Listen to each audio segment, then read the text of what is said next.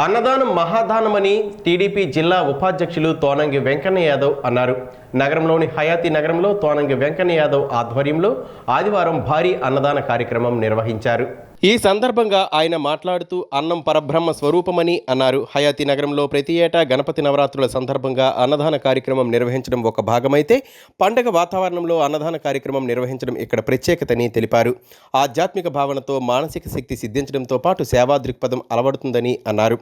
వినాయక చవితి నవరాత్రులు ప్రతి ఒక్కరూ భక్తులతో జరుపుకుంటూ లోకరక్షణ కోసం పూజలు అన్నదాన కార్యక్రమాలు నిర్వహించాలని ఆకాంక్షించారు.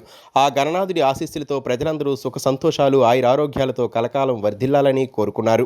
హిందూ ధర్మంలో ఆకలితో ఉన్న జీవికి ఆహారం ఇవ్వడం కంటే మంచి పూజ లేదని భావిస్తారని చెప్పారు.